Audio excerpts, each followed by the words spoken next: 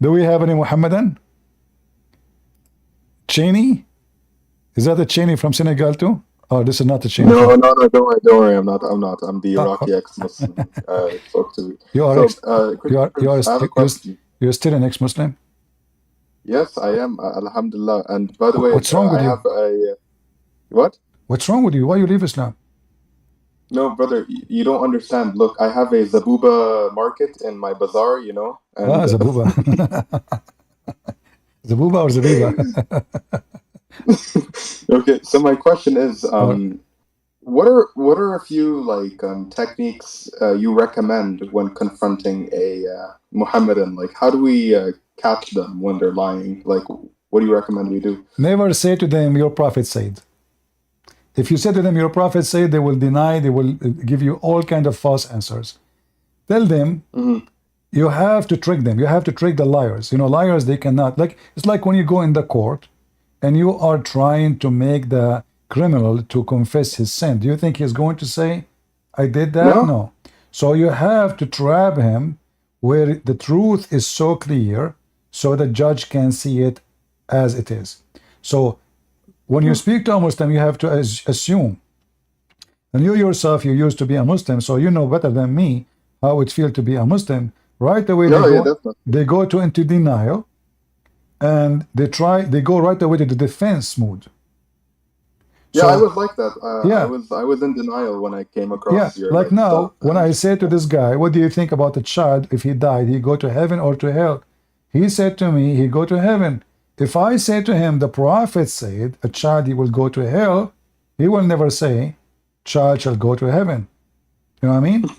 So first you have to make him think. Like once, you know, we don't want to lie, but just to show people how Muslim they do.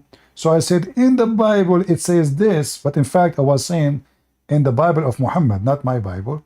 So the guy, he said, really, the Bible says that? This is stupid, you know? And then I said, okay, this is in the Bible of Muhammad, in the Quran. Suddenly, right away, let me explain to you, you know?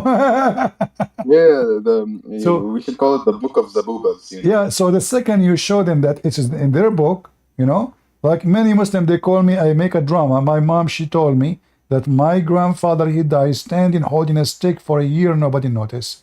Right away, the Abdul, he started laughing at me. Stupid. Maybe you can't believe in such a stupid story. Really? I mean, nobody noticed that he is dead for a year.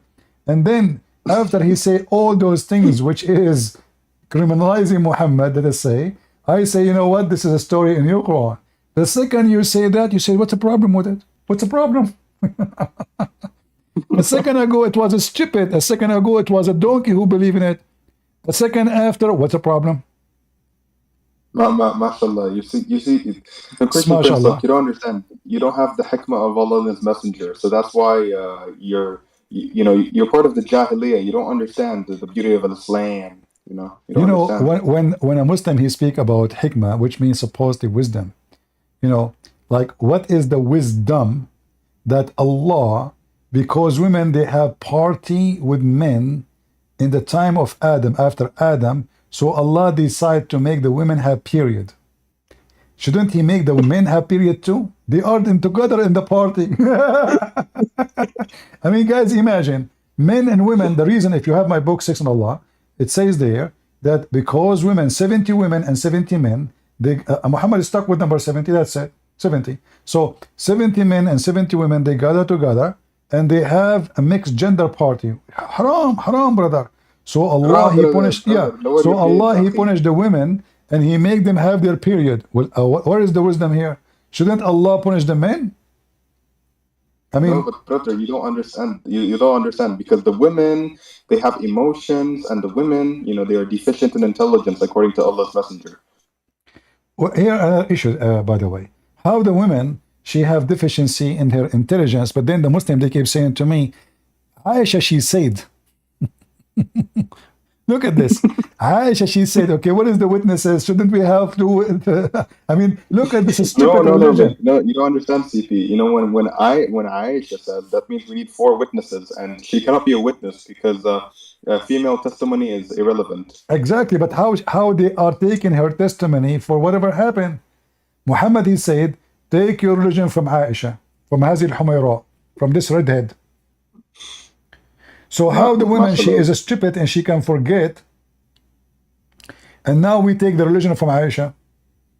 No, but you don't understand. Maybe Aisha is like a transgender, man or something. We don't know. Who knows? No, we don't want to go that far, but we can go with far as Muhammad being someone, he is a feminist, because there's tons of stories about Muhammad. As an example, when Muhammad, he mentioned in the Quran that in the heaven you will have very pretty boys.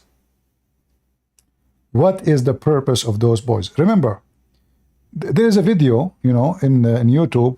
It's called Description of Paradise, and it's done by the Dean Show. It's in English. In this video, we played it before. So in this video, the Muslim sheikh, he explained that in heaven, your clothes will never get wrinkled. You will never take a shower. You do not need food. You look at the dish, you look at the bird will be cooked and will be in front of you immediately without even a servant. So why we need those boys who they are so white? What exactly the wisdom here?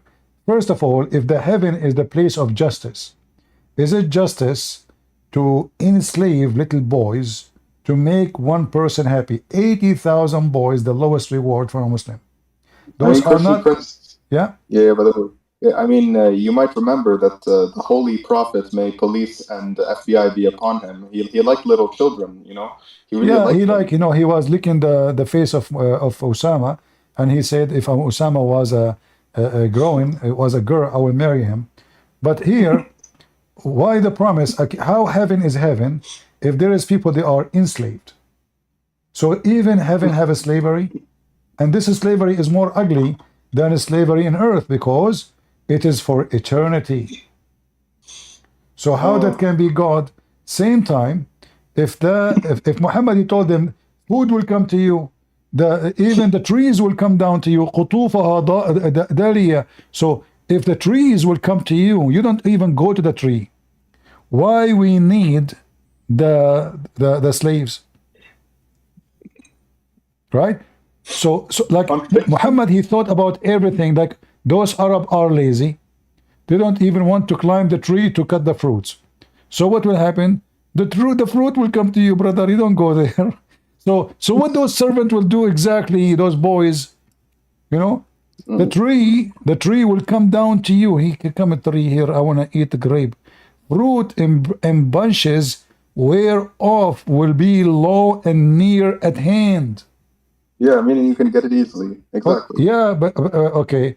But low and near, get it in hand. So is it the promise that if I wish something will be in front of me automatically, or I need to grab it by hand, or I need a servant? Which one of them? Collection of contradiction.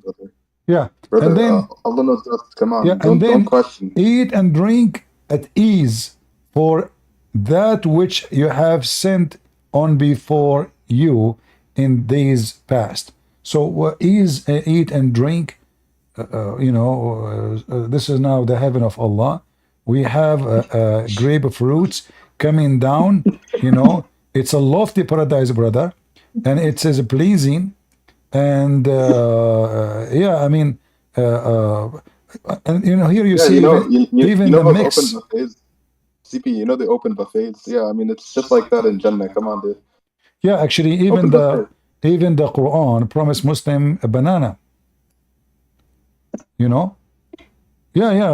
Banana. Long time ago, I was a kid. I said to myself, this God, he promised them everything. How come he don't promise banana? I was really wondering. Why he missed the banana, because banana is really tasty. And I was saying, like, well, you know what? I'm not going to go there if there's no banana. Yeah. But then when my Arabic improved, there is words in the Quran. We don't use it. We don't use it in the language today. Yeah, exactly. So as like an example, in Arabic today, we say the word moz. Al-Mawz, yeah. Yeah, like the wife of the mother of Muhammad, of the Prince of Qatar, her name is Moza. The reason they call her Moza, Because in the old days they used to be poor and they dream of eating banana. Imagine. Yeah, I'm serious, you know. So what Muhammad he did, yeah, this is what they call her banana. I mean, why anyone want to call his daughter banana? Because at that time there's no oil. Those people they are. So then I found that in the Quran it says that mouse or banana is there, but they call it a different word from what we use it today in our language in Arabic. It's not coming. Yeah, طلح. Yeah, but this website here is not showing. Here we go. You have to add two things. So plantains. Yeah, but this is a false translation. Let us see. Hold on. This is big time. Yeah, I know. We change the translator. We will find. Let us see. Hilali and Khan. Is the banana will appear? Let us see. We might get lucky and get banana. Yeah, here we go. Banana trees. MashaAllah, MashaAllah. Yeah. What I mean, and now I'm upset. Where is the coconut? No, you know, I want kiwi, and I want dragon fruit, and I want passion fruit. Where is this in Jannah? I know. I think, you know what? I don't want to go with you to a restaurant. Your diet is not like my favorite, so stay away from me, please. You go. You know, you have your religion, I have mine. You have your food, I have mine. But yeah, and here, you know, like, so look at this, and the shade is extended. This is a promise for someone who live in the desert. You see, those people who live in the desert. You know, they suffer from the sun. The sun is their enemy. That's why nighttime is the best time for them. Like sunset and after is the best time of the day. So most of the day they stay inside and then they go outside after that. So here he's saying to them, in the heaven you will have extended shade. And by the way, the reason he is saying extended shade, do you know why? Why? Because the Quran teach that Allah he extend the shade. So the stupid Muhammad, he could not explain like the movement of the sun, but he think that Allah he extend the shade. The shade is an object by itself. You know, so it's not like a reflection or like the light. No. So look at this verse here. Have you not seen how your Lord not spread the shadow? No. Extended. You see the word Arabic, madda. You see it? Yeah, madda, exactly. Madda. Extended. So this is a translation of who here? Hilali Khan. Let us see different translator. Yeah, potato liar. Let us see here, Biktal. Is it going to say? Okay. He spread the shade too. No, this is false. Extended the shade. Let us see Muhammad Asad.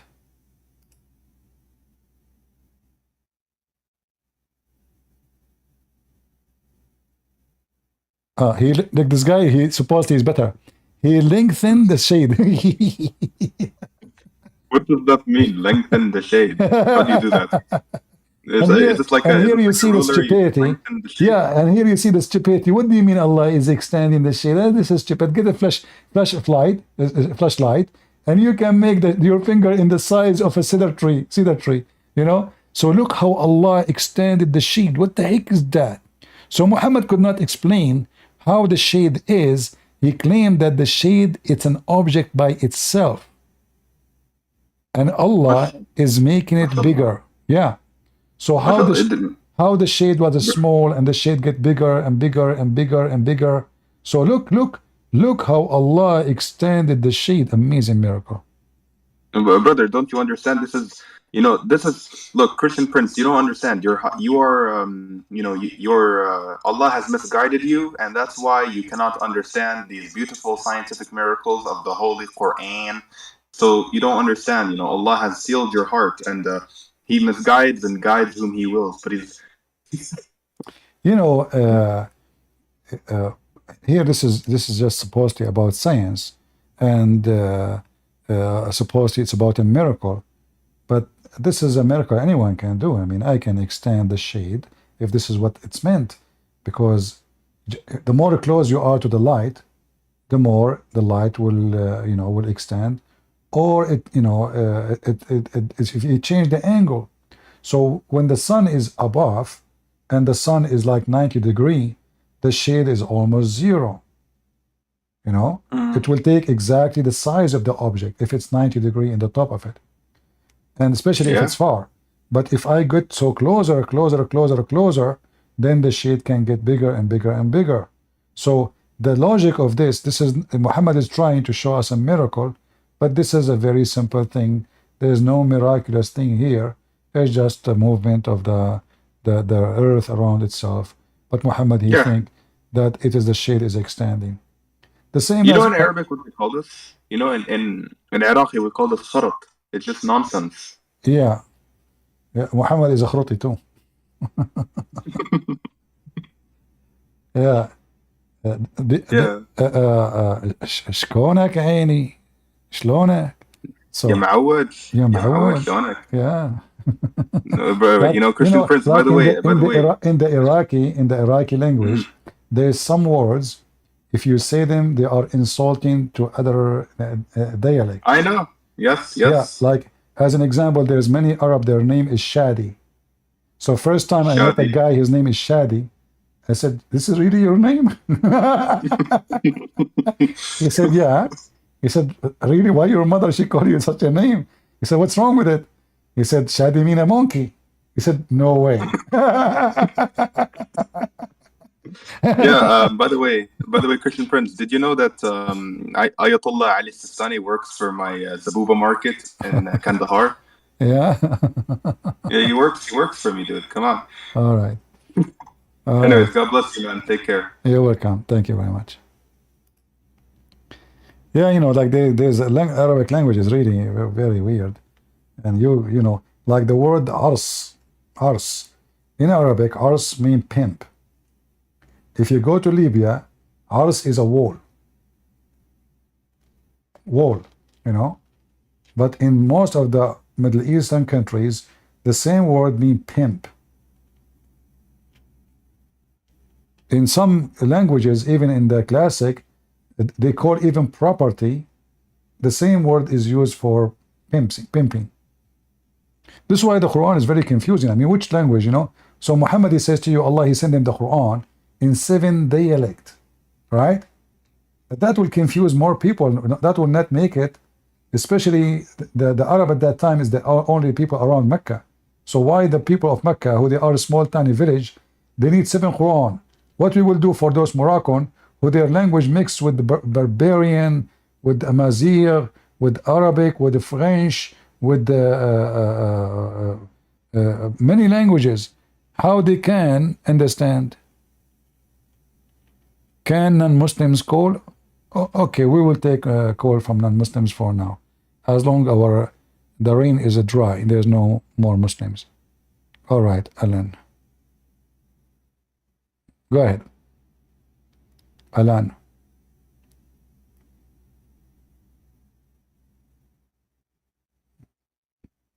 Go ahead.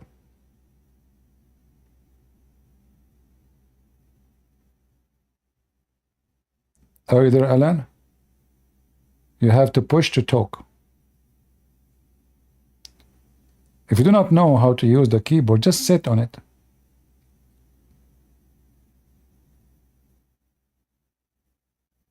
That's why I keep changing my keyboard. Every few days I change it. You know, I don't know how to use this keyboard. I just sit on it. Oops, broke. You know, I have like many keyboard. Amazon is making a lot of money from me. Keyboard buyer. And the Muslim, they do keyboard jihad against me. Any Muhammadan?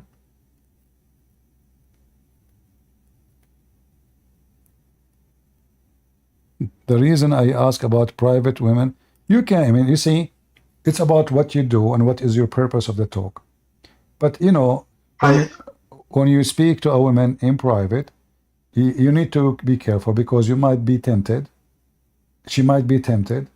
Maybe she like you already. Maybe you like her already. Maybe this is the reason you guys are talking. So a temptation can lead you for something not right, and then you will feel bad. So why you want to do it? If you want to speak to a woman, even if you like her, it's better not to do it in private. So you cannot go into temptation, because temptation is our failure, and all of us, we can be tempted. It's not a secret that man can be tempted by a woman, and women can be tempted by a man. So it's not about being a bad or good person. It's about preventing yourself from, going somewhere you don't want to go. So do it in the right way is better. You might, speak to a person for 10 hours and never say something bad or never do something bad, but you might be tempted in a second of weakness. You never know. Yeah. Mari ikut Yesus. Mari ke jalan yang benar. Tuhan berkati.